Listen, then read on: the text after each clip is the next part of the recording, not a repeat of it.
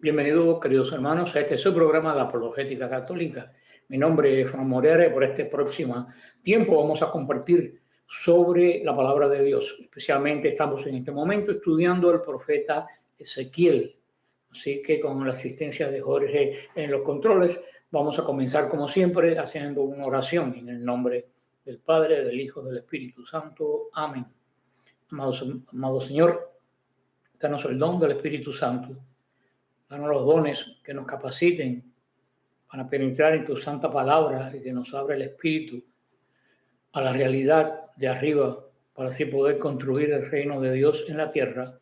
Todo esto lo pedimos en nombre de Jesús el Señor. Amén. María, Madre de la Iglesia, ruega por nosotros.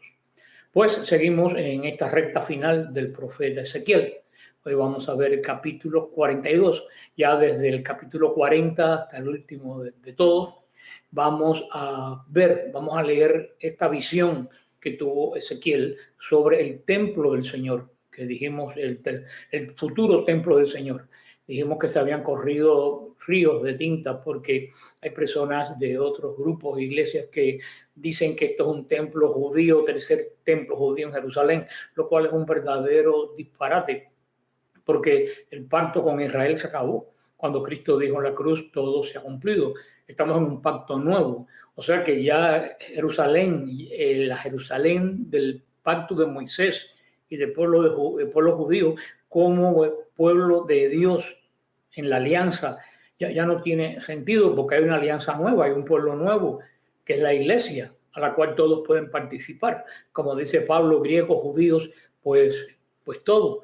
O sea que no tiene ningún sentido una otra adoración diferente de un pacto antiguo al final de los tiempos, totalmente descabellado. Dijimos que esta visión de Ezequiel más bien se refiere a la iglesia y se conecta con el Apocalipsis cuando Juan dice que todo va a ser un inmenso templo. Por eso que este templo que mide Ezequiel y que no nos hemos parado a delirar en sus medidas, porque son simbólicas, apuntan a la iglesia. Veamos capítulo del 1 al 9 y dice así: me hizo salir al atrio exterior en dirección al norte y me llevó a la habitación que hay en el norte, enfrente del palacio libre, delante del edificio. Por el lado del norte tenía 100 codos de largo y 50 de ancho. Frente a los 20 codos del atrio interior y frente al pavimento enlosado del atrio exterior se alzaban galerías paralelas. Delante de las estancias había un corredor interior de 10 codos de ancho y 100 de largo. Sus entradas daban al norte. Las habitaciones superiores eran más estrechas que las intermedias y que las inferiores del edificio, porque las galerías le quitaban más espacios.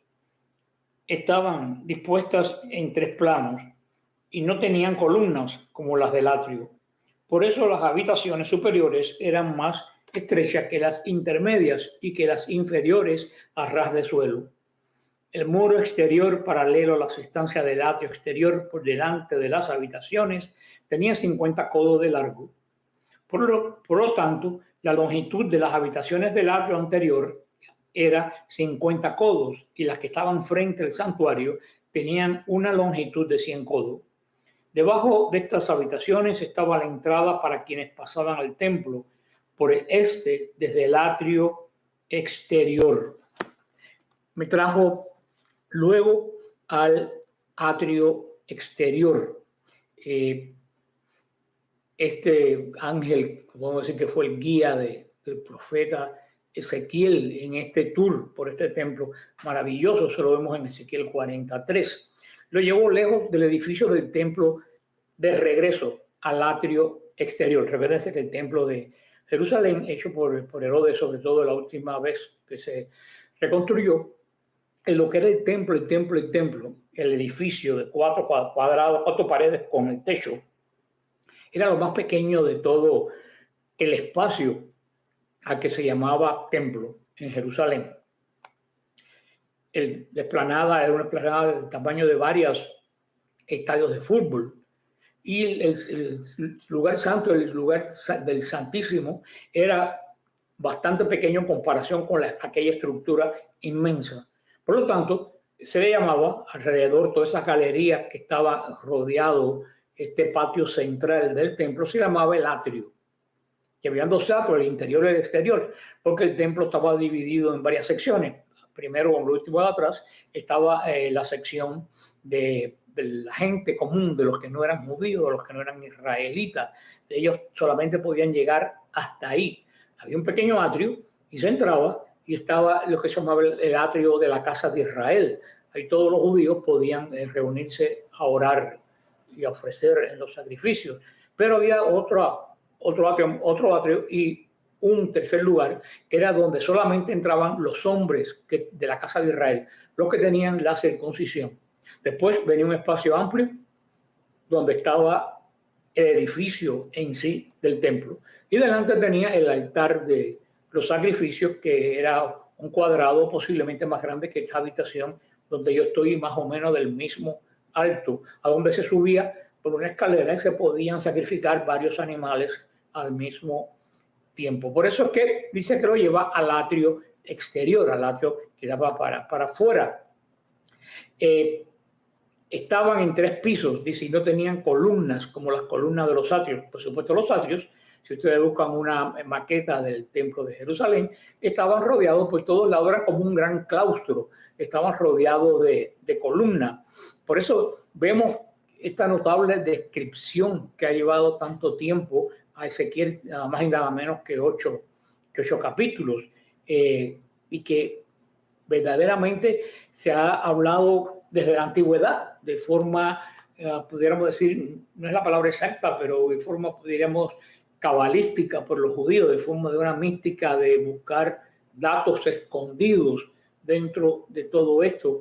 Pero en nuestra realidad de cristianos, un pacto que ya terminó, no porque fuera malo, sino porque cumplió su objetivo, pues yo creo que no debemos detenernos en especulaciones. Por lo menos yo no especulo con lo que no está escrito. Es un poco peligroso. Vamos a ver el versículo 10 y 12. Y dice: en el arranque del muro del atrio, frente al camino del sur, opuestas al palacio libre, había también habitaciones delante del edificio, y delante de ellas había un corredor semejante al de las estancias que estaban en el camino del norte. La longitud y la anchura eran iguales, y su salida, la estructura de todas ellas y sus accesos eran como las del norte. Así eran también las entradas de las habitaciones que daban al sur, que abrían una entrada al comienzo del corredor que había ante el muro protector de los que entraban por el camino oriental. A lo largo del atrio, hacia el camino del oriente, mucho de las paredes en esta estructura que ve Ezequiel eran muy gruesas, como lo describe, y tenía sentido dentro de esas murallas tan grandes y tan gruesas, tenía sentido hacer habitaciones o una especie de claustros o de celdas. Esto es lo que nos habla pues Ezequiel en esta visión. Y lo que quiere decir también es que nada estaba hecho al azar, que todo estaba hecho de acuerdo a un plan. Vamos a ver versículos 13 y 14, y dice así: entonces aquel hombre me dijo: las habitaciones del norte y las habitaciones del sur que están frente al espacio libre son las habitaciones santas.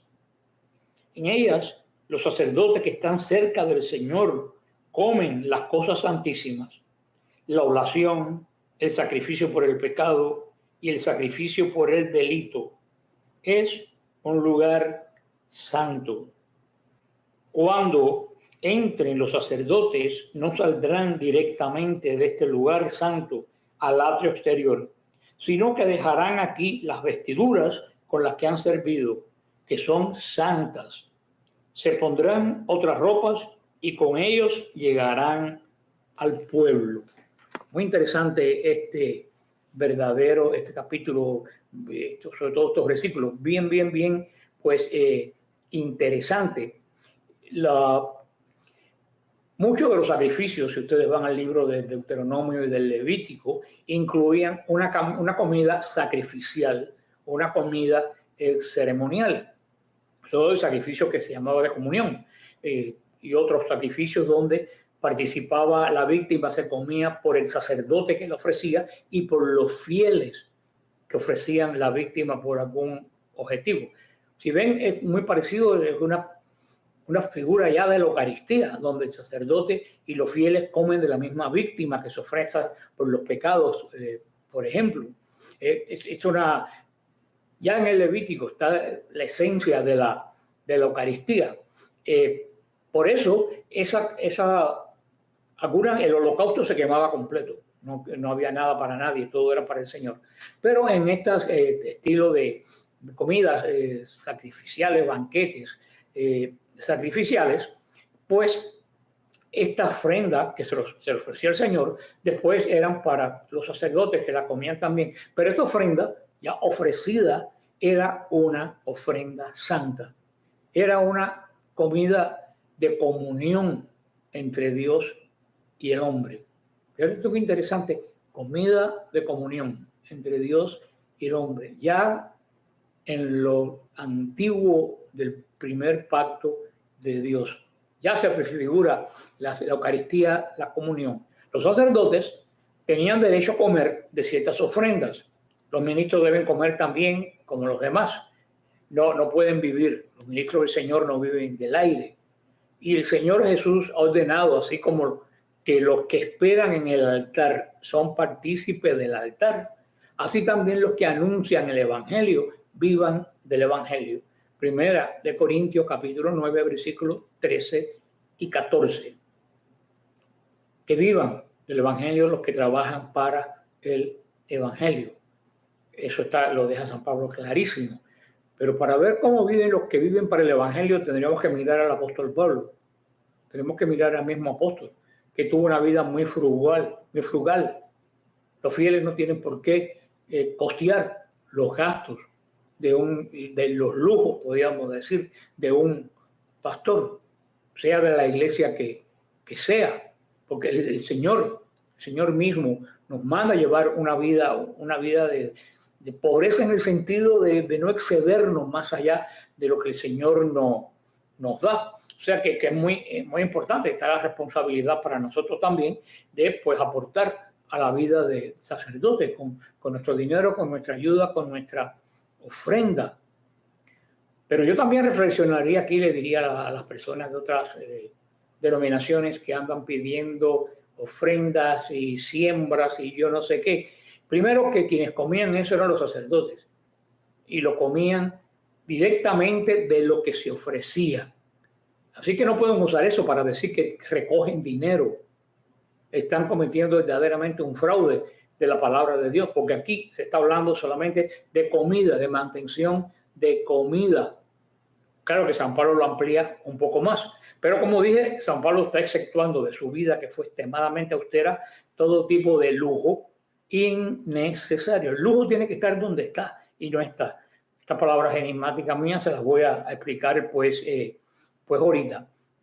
La ofrenda de grano que se ofrecía, también se ofrecía sacrificios, le he dicho que no era solamente de animales, sino que se ofrecían sacrificios de granos, de aceite, de trigo, eran sacrificios. ¿Por qué? Porque el sacrificio no es solamente la muerte de un animal. El sacrificio, lo que constituye un sacrificio es la transformación de lo que se ofrece. Por ejemplo, la muerte del animal no es el sacrificio. El sacrificio es cuando tú ofreces ese animal y el animal se transforma porque lo quemas para el Señor. Así también pasa con la ofrenda aquí del trigo. Cuando se quema para el Señor, cuando es holocausto para el Señor, se transforma para algo de Dios. Y por eso San Pedro nos va a decir que hagamos sacrificios espirituales. Quiere decir que ofrezcamos de nuestra vida cosas que quitamos y se las ofrecemos a Dios para transformarnos nosotros mismos. La ofrenda de grano, como les decía, se llamaba minjá, representaba un regalo o tributo a Dios. Casi siempre era de la primera cosecha. Consistía en grano o harina. La ofrenda podía quemarse enteramente en un altar que era la mayoría lo que hacía, o también podía reservarse una pequeña porción para los sacerdotes. Cuando el grano y los animales eran traídos para el sacrificio, nos dice en esta visión Ezequiel, se podrían almacenar en estas cámaras. Estas cámaras que habla Ezequiel, que están puestas dentro del muro a todo alrededor, era como una especie de las sacristías de nosotros. Ahí estaban almacenados equipos rituales, obsequios votivos, los ingresos que obtenía el templo. Como los ingresos no eran en dinero, como las ofrendas no eran en dinero, oigan, señores protestantes, las ofrendas y el diezmo no eran en dinero, eran en especies, y era dado a los sacerdotes. Y quisiera preguntar si todos estos pastores que recogen ofrendas y diezmos son sacerdotes, y si las recogen en especies. Si las recogen en dólares, no estás siendo bíblico. Para guardar todos estos ingresos, sobre todo los de las especies, que requería un espacio enorme por los sacos de grano, las ánforas de aceite, los barriles de vino, que era lo que ellos pagaban como diezmo, sin mencionar otro tipo de bienes que llegaban a los sacerdotes, se almacenaban en esas habitaciones a todo alrededor del atrio exterior. Y ahora hay una parte muy importante. Allí dejarán sus vestidos con que ministran. Las cámaras de almacenamiento también eran para las vestiduras sagradas que usaban los sacerdotes mientras ellos servían. Cuando terminaban, su deber debía ser ponerse unos vestidos diferentes para salir entre la gente. Estamos viendo esta visión que era así en el templo antiguo, estamos viendo esta visión en el templo futuro. Y vuelvo a repetir, los sacerdotes para ministrar se vestían de una forma sacra, de una forma santa, de una forma tal como lo mandó Moisés en Éxodo 25, para distinguir el momento que él está ministrando ante Dios del momento que está llevando una vida común entre la gente. Si ustedes van a Éxodo 25, van a ver que los ornamentos que van a hacer el mismo Señor. El mismo Señor fue el que hizo los diseños. El Señor manda a hacer unos ornamentos para ministrar preciosos, de telas de oro, de piedras preciosas, de púrpura. Era lo mejor, se ponían los sacerdotes para ministrar, porque no era para engalanarse ellos. Ellos cuando iban a ministrar se vestían de esa forma gloriosa para dar el honor y la gloria a quien ellos iban a adorar. Esto nos debe dar a nosotros mucho que pensar, porque Ezequiel nos dice cómo deben vestir quienes ministran en la iglesia, que es el templo nuevo, y acercarnos a nuestro Dios santo, queridos hermanos. No debe tomarse a la ligera, ni por los que ministran, ni por nosotros que participamos en la liturgia. La vestidura santa que se requería que los sacerdotes utilizaran puede simbolizar la importancia de tener un corazón santo. Oye lo que te estoy diciendo. La importancia de esta vestidura limpia, preciosa, perfecta, que usaban los sacerdotes, era un símbolo de lo que tenemos adentro al acercarnos a Dios. Es porque reflejamos en ese momento la gloria de Dios. Todos los sacerdotes tenían que vestir para ministrar este tipo, que lo pueden ver en estudios bíblicos, como eran los vestidos de los sacerdotes, muy parecido a los vestidos que se ponen los obispos, muy parecido.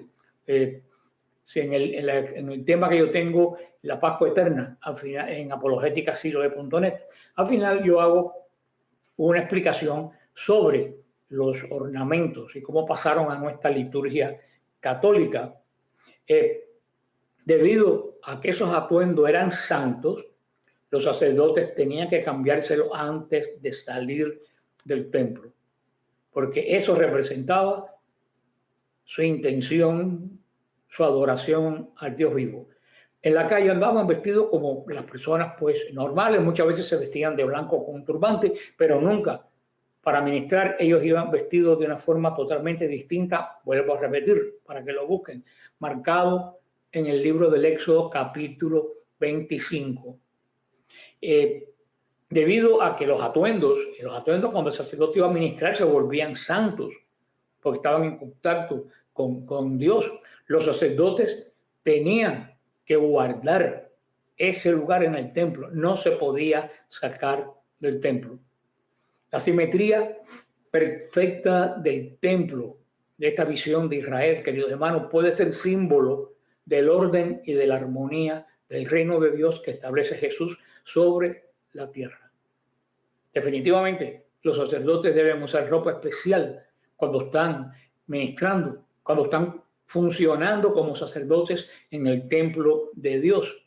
Dios y el hombre están separados en el momento de la adoración y los sacerdotes se representan a Dios y se enfrentan a Dios.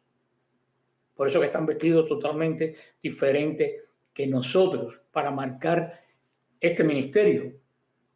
La ropa que se ponían los sacerdotes hablaba de la separación de Dios, de la suciedad y el polvo de la vida ordinaria. En Jerusalén, como en todo el Medio Oriente, había mucho polvo, había mucha inmundicia por las calles.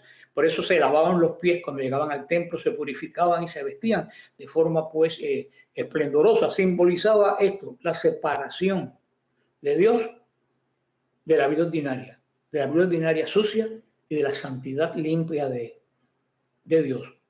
Para todas esas personas, inclusive que yo oigo en la Iglesia Católica, y a mí me dejan bien asombrado, no vamos a hablar ya de las sectas, porque eso es delirante. A mí me asombra cuando dicen que la ropa que tiene que usar, y muchos sacerdotes, que tienen que usar los sacerdotes, tiene que ser bien simple. ¿De dónde ustedes han sacado eso? ¿Ustedes han leído el libro del Éxodo? ¿Ustedes han leído lo que pidió el Señor para los que ministraban?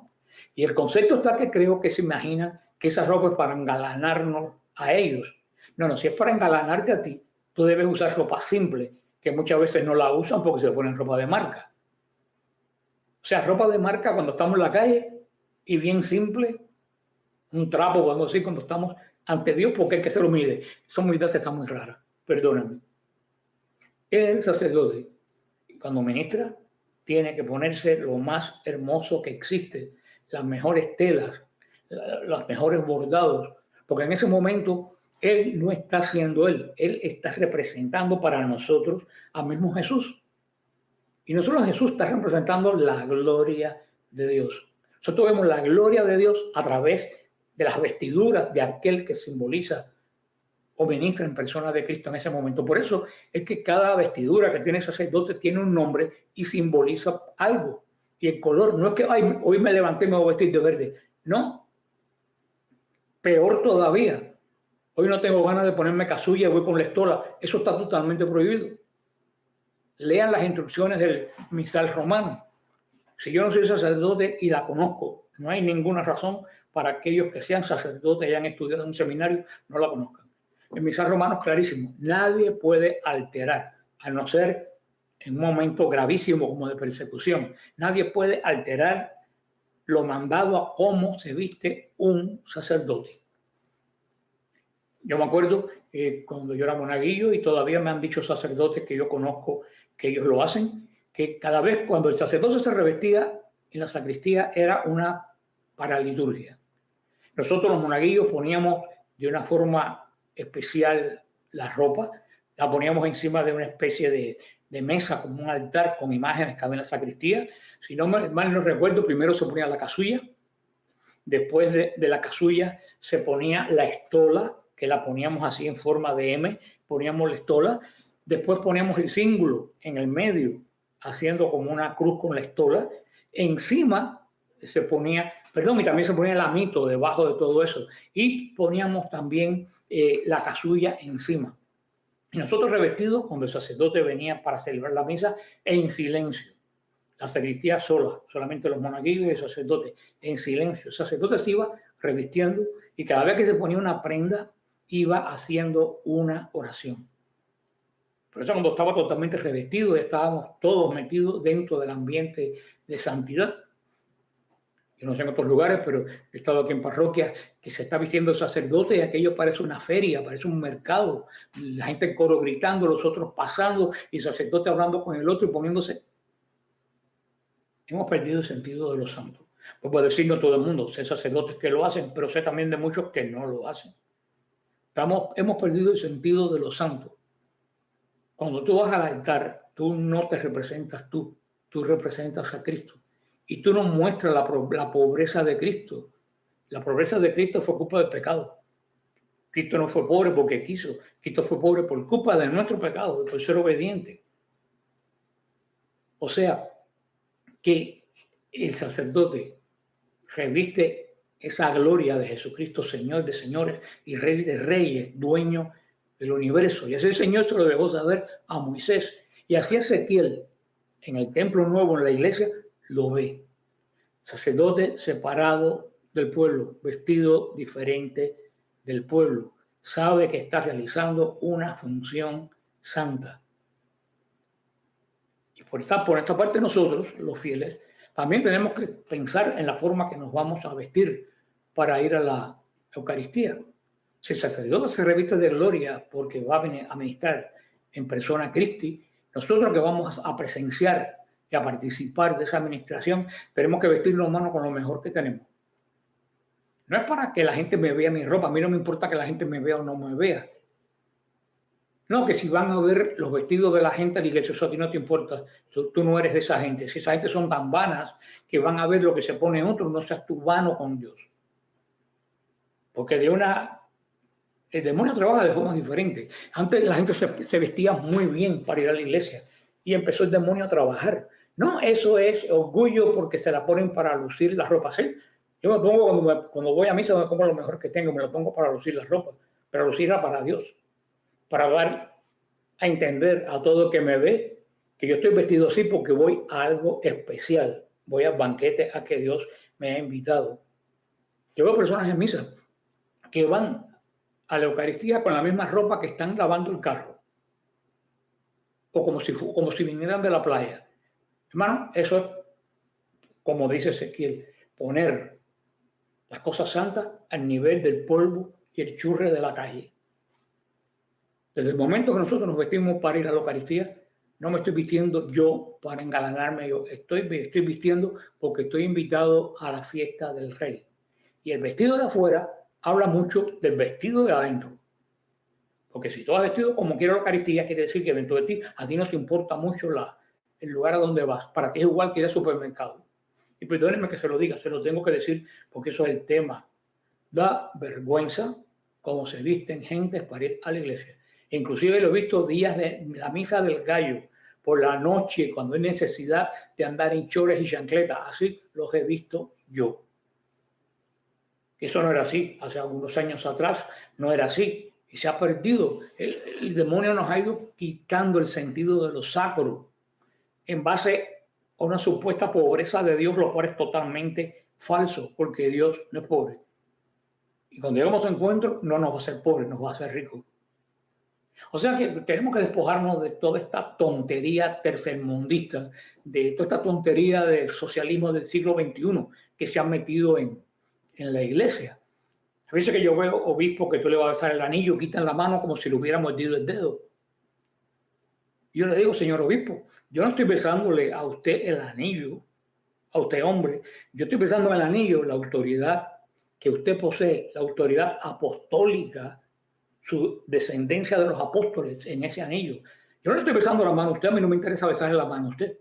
Yo le daría la mano. Ahora, cuando yo le beso el anillo, no es a usted, es a lo que usted representa.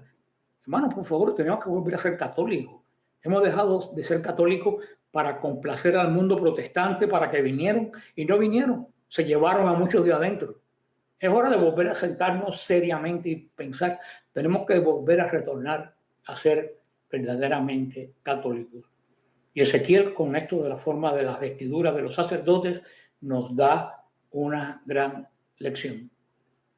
Amén. Quiero recordarles que tenemos nuestro viaje a Israel, saliendo el día 24 de marzo, llegando a Nazaret el 25 de marzo, el día de la Encarnación, y regresando el 4 de abril, martes, después de pasar el domingo de Ramos en la procesión de Betfagé a la Ciudad Santa. Como siempre, estudiaremos la Biblia, tendremos oración, tendremos misas, una experiencia. Es como un retiro en Tierra Santa. Si te interesa tener pues los datos sobre esto, me puedes escribir por la sección de contáctenos de apologéticasiloe.net. Vas a la sección de contáctenos y me escribes, o puedes entrar en Facebook a Fran Morera Defensa de la Fe y mandarme tu email por mensaje, no me lo pongas públicamente, y yo te mando todos los datos. También si vives en Estados Unidos, en Miami, puedes llamar al 305-303-1340 y Mildred Paul te mandará todas las informaciones. Como siempre termino diciendo, me gusta esa frase que decían los judíos al final de la cena pascual: el año que viene en Jerusalén. Solo que tenemos que decir este año, dentro de 2 meses, en Jerusalén. Que el Señor los bendiga y los guarde. Amén.